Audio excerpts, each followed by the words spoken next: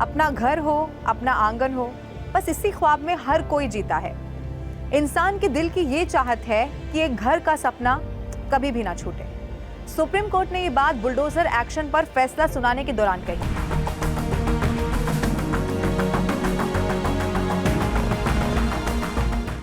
और इस दौरान कोर्ट ने सख्त टिप्पणी भी कर दी है। आज सुप्रीम कोर्ट की तरफ से क्या कुछ कहा गया है, तमाम पॉइंट्स के जरिए अब मैं आपको जल्दी से समझाने जा रही हूं, इसीलिए आप इस वीडियो को आखिर तक जरूर देखिएगा। आरोपी हो या फिर दोषी, उसका घर नहीं गिराया जा सकता है। ये किसी भी कीमत पर स्वीकार्य नहीं है। इस मामले में मनमाना रवैया बर्दाश्त नहीं किया जाएगा। अधिकारी मनमाने तरीके से काम नहीं कर सकते। बिना सुनवाई आरोपी को दोषी करार नहीं दिया जा सकता। ये सब कुछ सुप्रीम कोर्ट ने कहा। सुप्रीम कोर्ट के जस्टिस बी.आर. गवई ने फैसला सुनाते हुए कहा कि अपना घर पाने की चाहत हर दिल में होती है। हिंदी के मशहूर कवि प्रदीप ने इसे इस तरह से वर्णित किया, घर, सुरक्षा, परिवार की सामूहिक उम्मीद है। क्या कार्यपालिका को किसी आरोपी व्यक्ति के परिवार की सुरक्षा छीनने की अनुमति दी जा सकती है? ये हमारे सामने एक बड़ा सवाल है। कोर्ट ने आगे ये कहा कि मामले का दायरा सीमित है। मुद्दा ये है कि क्या किसी अपराध के आरोपी या दोषी होने पर संपत्ति को ध्वस्त किया जा सकता है क्या? एक घर केवल एक संपत्ति नहीं होती है, बल्कि सुरक्षा के लिए परिवार की सामूहिक उम्मीद का सबसे बड़ा प्रतीक होता है। कोर्ट ने इस फैसले के दौरान महिलाओं और बच्चों का भी जिक्र किया है। कोर्ट ने कहा कि महिलाओं और बच्चों को रातों रात बाहर फेंका जाना बहुत दुखद है और ये बिल्कुल भी स्वीकार्य नहीं है। अब आपको मैं बताती हूँ कि सुप्रीम कोर्ट के फैसले की 15 बड़ी बातें क्या सामने आई, कि क्या हो सकता है, क्या नहीं हो सकता है, और वो बातें भी मैं आपको बताने जा रही हूँ जिसके लिए आपको जान लेना बहुत जरूरी है कि कोर्ट ने इस फैसले में कहा क्या है। सबसे पहली बात सुप्रीम कोर्ट ने कही कि घर सिर्फ इसीलिए नहीं गिराया जा सकता क्योंकि व्यक्ति आरोपी है। कोई भी राज्य आरोपी या दोषी के खिलाफ मनमानी कार्रवाई नहीं कर सकता है। दूसरी बड़ी बात कही कि बुलडोजर एक्शन सामूहिक दंड देने के जैसा है, जिसकी संविधान में अनुमति दी ही नहीं गई है। तीसरी बड़ी बात ये कही गई कि निष्पक्ष सुनवाई के बिना किसी को भी दोषी नहीं ठहराया जा सकता है। कानून के शासन, कानूनी व्यवस्था में निष्पक्षता पर विचार होना चाहिए। और इस बीच में आपको ये भी बता दूं कि जमीयत उलेमा हिंद ने जो याचिका लगाई थी उसमें इसी बात का जिक्र किया गया था कि एक पक्ष को इसमें टारगेट किया जा रहा है। इसीलिए सुप्रीम कोर्ट पहले भी तमाम अपनी सुनवाई में ये कह चुका है कि हम एक धर्मनिरपेक्ष देश है और हमें हर धर्म का ख्याल रखना होता है। और इसी फैसले को आज सुनाते हुए सुप्रीम कोर्ट ने चौथा बड़ा पॉइंट ये भी इसमें सामने आया कि आरोपी और यहाँ तक कि दोषियों को भी आपराधिक कानून में सुरक्षा दी गई है। कानून के शासन को खत्म नहीं किया जा सकता है। और ये भी कहा कि अगर कार्यपालिका मनमाने तरीके से किसी नागरिक के घर को इस आधार पर सिर्फ ध्वस्त करती है कि उस पर किसी तरह का अपराध या आरोप है, तो ये संविधान और कानून का उल्लंघन है। छठी बात ये कही कि अधिकारियों को उस तरह के मनमाने तरीके से काम करने के लिए जिम्मेदार ठहराया जाना चाहिए। अधिकारियों को सत्ता का दुरुपयोग करने पर बख्शा नहीं जाएगा, ये भी सीधे सीधे कह दिया।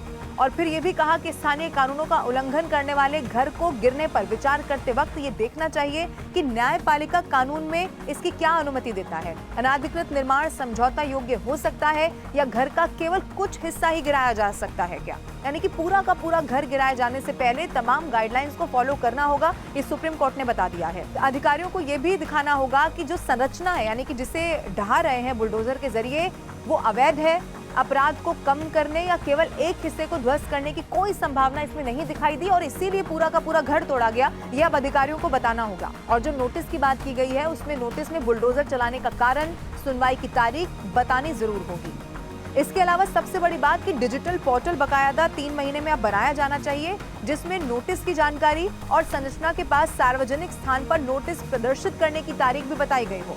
व्यक्तिगत सुनवाई की तारीख जरूर इसमें दी जानी चाहिए। सब कुछ ऑनलाइन हो जाना चाहिए। ऑनलाइन पोर्टल बनाइए और इसी पर सारी डिटेल्स डाल दीजिए, ये सुप्रीम कोर्ट ने कहा। और आदेश में ये जरूर नोट किया जाना चाहिए कि बुलडोजर एक्शन की जरूरत आखिर पड़ी क्यों, आखिर क्यों किसी का पूरा घर गिराया गया।